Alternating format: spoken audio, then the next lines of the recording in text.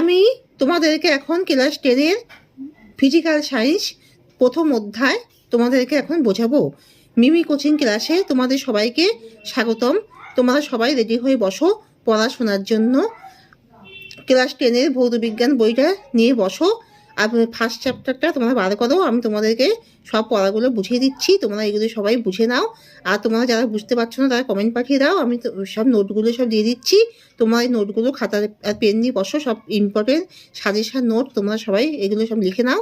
আর তোমরা আগে সবাই লাইক অ্যান্ড সাবস্ক্রাইবটা দিয়ে দাও। লাইক অ্যান্ড সাবস্ক্রাইবটা দিলে তোমাদের পড়ার মনটাও ভালো লাগবে, আর আমারও এতে এনার্জিটা অনেক বেশি বাড়বে। তাই তোমরা আগে সাবস্ক্রাইবটা, ওখানে দিয়ে লেখা রয়েছে সাবস্ক্রাইব, ওতে আঙুল দাও, দিয়ে তোমরা সবাই সাবস্ক্রাইবটা দিয়ে দাও। দিয়ে তোমরা এখন পড়াটা সবাই বুঝে নাও। তাহলে ক্লাস 10-এর ভৌত বিজ্ঞান প্রথম অধ্যায়। বায়ুমণ্ডলের যে স্তরটিকে বলা হয় শান্ত মণ্ডল সেটি হলো স্ট্র্যাটোস্ফিয়ার। বায়ুমণ্ডলে যে স্তরটিকে বলা হয় শান্ত মণ্ডল সেটি হলো স্ট্র্যাটোস্ফিয়ার। বায়ুমণ্ডলে সব থেকে বেশি পরিমাণ রয়েছে কি? নাইট্রোজেন। বায়ুমণ্ডলে ওজোন স্তর যে রশ্মিকে শোষণ করে সেটি হলো অতি বেগুনি রশ্মি। বিশ্ব উষ্ণায়নে কার্বন ডাই অক্সাইডের অবদান প্রায় 50%। স্টোন ক্যান্সারের কারণ হলো কি কারণ? অম্লবৃষ্টি। বায়ুমণ্ডলে ওজোন স্তর বিনাশে সব থেকে বেশি দায়ী কি? Nitrous oxide.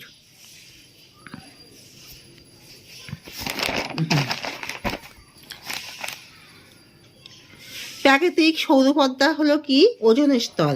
বায়ুমণ্ডলের ওজোন স্তরের ঘনত্ব পরিমাপক এককের নাম কি? ডপসন।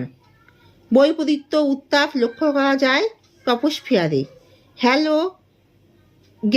হ্যালোজানসমূহ যে বায়ুস্তরে গিয়ে সক্রিয় হয় তা হলো এক্সোস্ফিয়ার।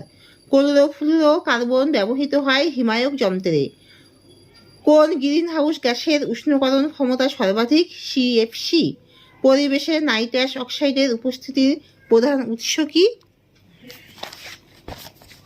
ডিনাইট্রিফিকেশন।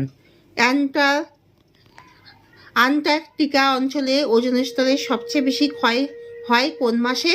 সেপ্টেম্বর থেকে নভেম্বর মাসে। ওজোনস্ফিয়ারে ওজনের গাঢ়ত্ব মোটামুটি কত ppm? 10 ppm। ওজোন গহ্বর প্রথম ব্যবহার করেন কোন বিজ্ঞানী? ফোরম্যান। ওজোন স্তরের ক্ষয় সব থেকে বেশি হয় কোন অঞ্চলে? আন্টার্কটিকায়। উচ্চতা বৃদ্ধির সাথে বায়ুর চাপ কমে যায়। উচ্চতার বৃদ্ধির সাথে বায়ুর চাপ কমে যায়। তাহলে উচ্চতার বৃদ্ধির সাথে বায়ুর চাপ বাড়ে না কমে?